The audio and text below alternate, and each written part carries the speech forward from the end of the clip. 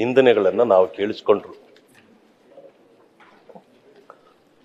ನಿಂದನೆಯನ್ನು ನಾವು ಎಷ್ಟು ಸಹಿಸ್ಕೊಂಡ್ರು ಅಂದರೆ ಇಷ್ಟೊಂದು ಕನಿಷ್ಠವಾಗಿ ನಮ್ಮನ್ನು ಇದು ಮಾಡಿದ ಮೇಲೆ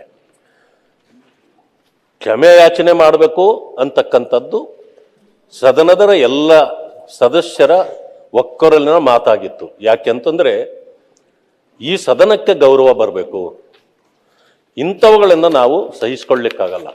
ನೋಡಿ, ಸಮಾಜ ಬಹಳ ದೊಡ್ಡದು, ಒಂದು ಸಮುದ್ರ ಇದ್ದಾಗೆ. ಕೆಟ್ಟದ್ದು ಒಳ್ಳೆಯದು ಎಲ್ಲವೂ ಕೂಡ ಸಮಾಜದಲ್ಲಿ ಇರ್ತದೆ. ಸುಳ್ಳು ಹೇಳ್ಬೋದು, ವಂಚನೆ ಮಾಡ್ಬೋದು, ಮೋಸ ಮಾಡ್ಬೋದು, ಲಪಂಗತನ ಮಾಡ್ಬೋದು, ಎಲ್ಲ ಮಾಡ್ಬೋದು ಅಲ್ಲಿ.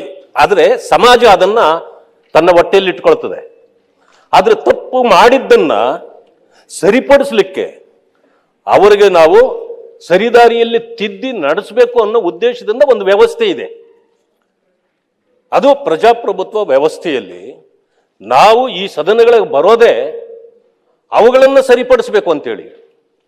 ಆದರೆ ಇಲ್ಲಿ ಅಲ್ಲಿ ಮಾತಾಡುವಂಥ ಆ ಭಾಷೆಗಳನ್ನ ತಹಬದಿಗೆ ತರಬೇಕು ಅನ್ನೋರು ನಾವು ಬಂದು ಈ ಸ್ಥಾನಗಳಲ್ಲೂ ತುಂಬಿಕೊಂಡು ಅದನ್ನೇ ಮಾಡೋದಿದ್ರೆ ಇದನ್ನು ಯಾರೂ ವ್ಯವಸ್ಥೆ ಅನ್ನಲಿಕ್ಕೆ ಸಾಧ್ಯ ಇಲ್ಲ. ಆ ಕಾರಣದಿಂದ ನಮಗೆ ಬಹಳ ನೋವಾಗಿದೆ. ಎಲ್ಲದಕ್ಕಿಂತ ಮಿಗಿಲಾಗಿ ನಾನೊಂದು ಮಾತನ್ನು ಹೇಳ್ತೇನೆ. ಎಷ್ಟು ಪದ ಬಳಕೆ ಮಾಡಿದ್ರು ನಮಗೇನು ಅದರ ಇದಿಲ್ಲ. ಯಾಕೆಂದ್ರೆ ನಾವು ಆ ಕ್ಯಾಟಗರಿಯವರಲ್ಲ.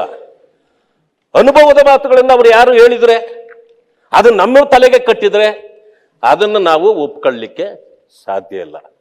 ನಮಗೆ ಬೇಕಾಗಿರ್ತಕ್ಕಂಥದ್ದು ಈಗಾಗಲೇ ನಾವು ನಮ್ಮ ಡಿಮ್ಯಾಂಡ್ ಇದೆ, ಅವರನ್ನು ಸಸ್ಪೆಂಡ್ ಮಾಡಬೇಕು ಅಂತ. ಒಂದು ವಿಷಯದಲ್ಲಲ್ಲ, ಅನೇಕ ವಿಷಯಗಳಲ್ಲಿದೆ.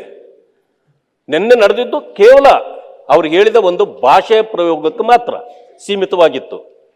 ಆದರೆ ಸದನದ ಈ ಪುಸ್ತಕದಲ್ಲಿ, ಈ ನಡವಳಿ ಪುಸ್ತಕದಲ್ಲೂ ಕೂಡ ಏನಿದೆ ಅದನ್ನು ತಮ್ಮ ಮುಂದೆ CT ರವಿಯವರು 4-5 ಬಾರಿ ಓದಿ ವಿವರಣೆ ಕೊಟ್ಟಿದ್ದಾರೆ ತಮಗೆ.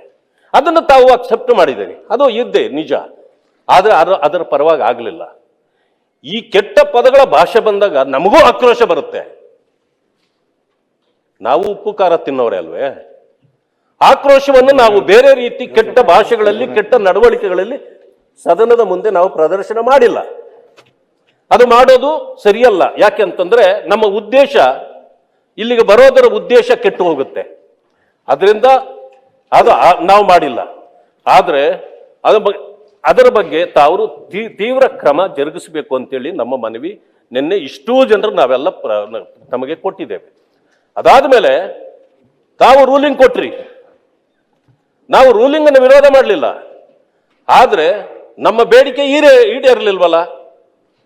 ಆ ಕಾರಣದಿಂದ ನಮಗೂ ಕೂಡ ನೋವಿದೆ.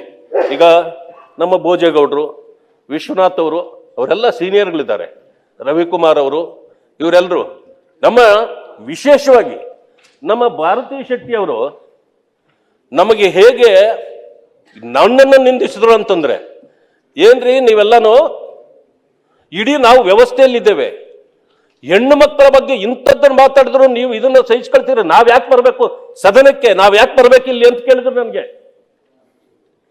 ಈ ರೀತಿ ಎಲ್ಲ ಈ ಸದನದ ಒಳಗಡೆ ನಡೆಯತಕ್ಕಂಥ ನಡವಳಿಕೆಗಳು ಇವಲ್ಲ.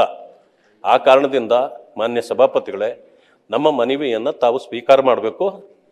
ಇದು ಇನ್ನೆಲ್ಲೂ ಈ ರೀತಿ ನಡೆಯಬಾರದು ಒಳಗಡೆ. ಅದಕ್ಕೆ ಅವರನ್ನು ನೀವು ಸಸ್ಪೆಂಡ್ ಮಾಡೋದೇ ಸರಿಯಾದ ಕ್ರಮ ಅಂತ ಹೇಳಿ ನಾನು ತಮ್ಮಲ್ಲಿ ಮನವಿ ಮಾಡ್ತೇನೆ. ಗ್ಯಾರಂಟಿ ನ್ಯೂಸ್, ಸುದ್ದಿ ಖಚಿತ, ನ್ಯಾಯ ನಿಶ್ಚಿತ.